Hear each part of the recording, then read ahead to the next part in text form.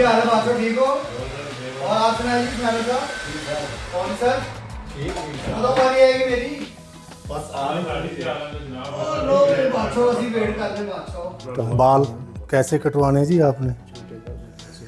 ਜ਼ਾਹਰੀ ਗੱਲ ਛੋਟੇ ਹੀ ਕਰਨੇ ਹੋਰ ਖਿੱਚ ਕੇ ਵੱਡੇ ਕਰ ਦੇਣੇ ਅਸੀਂ। ਓਹੋ ਹੋ ਇਹ ਵਾਲਾਂ ਤੇ ਬਿੱਲੀ ਖੇਡਦੀ ਰਹੀ ਤੁਹਾਡੇ, ਇੰਨਾ ਬੁਰਾ ਹਾਲ ਕੀਤਾ ਹੈ ਤੁਹਾਡੇ ਹੈ। ਇਹ ਸਿਰਫ ਵਾਲ ਕਟਵਾਉਣਾ ਨਹੀਂ ਹੁੰਦਾ, ਇਹ ਨਾਲ ਨਾਲ ਦਿਮਾਗ ਦੀਆਂ ਉਲਝਣਾਂ ਵੀ ਤਰਾਸ਼ ਦਿੰਦਾ ਹੈ। ਸਮਝ ਗਏ ਨਾ?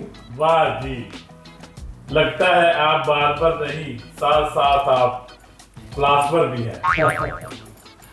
हाँ, बाल और जिंदगी में फर्क नहीं, एक वक्त में दोनों को ट्रिम करना पड़ता है, वरना सब बिखर जाते हैं। और मैं ते भाईजान अपनी फिल्म 'ਚ ਇਹੀ ਦਿਖਾਇਆ, ਉਹ ਹੀਰੋ ਜਿੰਨਾ ਮਰਜ਼ੀ ਬਹਾਦਰ ਹੋਵੇ, ਉਹ ਲੇਕਿਨ ਉਹ ਹੇਅਰ ਸਟਾਈਲ ਉਹਦਾ ਖਰਾਬ ਹੋ ਜਾਵੇ ਨਾ ਤਾਂ ਵਿਲਨ ਜਿੱਤ ਜਾਂਦਾ ਜੀ ਉਹਦੇ ਤੋਂ, ਉਹ ਤੇ ਬੱਤਰ ਹੀ ਲੱਗਦਾ ਜੇ। ਹਾਂ ਮਾਲਕ ਭਾਈ ਉਸਤੇ ਵਰਲਡ ਚੈਂਪੀਅਨ ਹੈਗੇ ਕਰਾਟੇ 'ਚ, ਤੇ ਤੁਸੀਂ ਕਿਸ ਤਰ੍ਹਾਂ ਇਹਨਾਂ ਸਫਰ ਕਰ ਲੈਂਦੇ ਲੈਂਚ में? किक मारना आसान है, मगर इंतज़ार करना बहुत बड़ा मार्शल आर्ट्स है। वाह, ये जुमला तो फिल्म में होना चाहिए।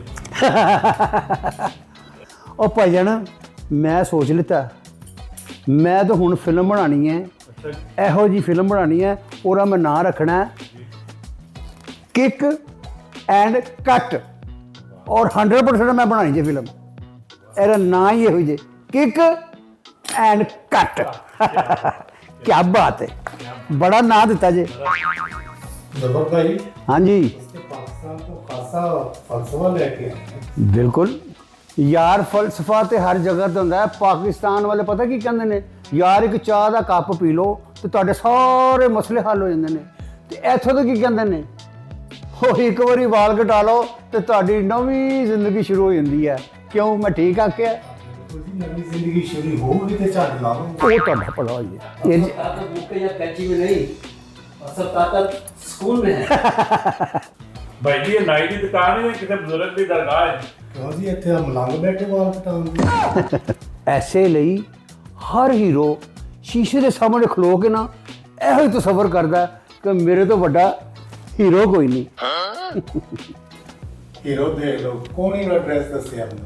और हर फाइटर फाइट से पहले शीशे के सामने खड़ा करता है, कहता मैं ही हूँ। ਦੇਖੋ ਜੀ, ਹਰ ਕਸਟਮਰ ਕਟਿੰਗ ਕਰਵਾਉਣ ਤੋਂ ਬਾਅਦ ਸ਼ੀਸ਼ੇ ਦੇ ਵਿੱਚ ਇੱਕ ਨਵੀਂ ਉਮੀਦ ਦੇਖਦਾ।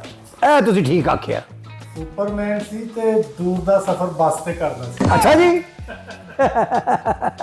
ਦੇਖੋ ਜੀ, ਮੈਂ ਤੇ ਇਸ ਮਹਿਫਲ ਦਾ ਇਹੀ ਨਤੀਜਾ ਕੱਢਿਆ ਕਿ ਬਾਲ ਕੱਟੇ ਜਾਣ ਜਾਂ ਖੌਫ ਕੱਟੇ ਜਾਣ, ਇਹੀ ਜ਼ਿੰਦਗੀ ਦੀ ਸ਼ੁਰੂਆਤ ਹੈ। ਵਾਹ ਜੀ ਵਾਹ, ਇਹ ਤਾਂ ਤੁਸੀਂ ਬਿਲਕੁਲ ਠੀਕ ਆਖਿਆ। वो इससे पहले कि दुकान बंद हो जाए, भाईजान मेरे से बाल कटते हो तुम। ओ भाई, मेरी बात है। ਉਹ ਮੇਰੀ ਵਾਰੀ ਹੈ ਲੈ। ਉਹ ਭਾਈ ਆਰਾਮ ਨਾਲ ਭਾਈ ਜੀ, ਬੈਠੋ। ਮੈਂ ਸਫ਼ਰ ਬਾਲਾਂ ਤੋਂ ਕਰਨਾ ਹੈ। ਪਹਿਲੇ ਮੈਨੂੰ ਲੱਗਦਾ ਤੁਹਾਡੀਆਂ ਜ਼ਬਾਨਾਂ ਕੱਟਣੀਆਂ ਪੈ ਗਈਆਂ। ਹੈ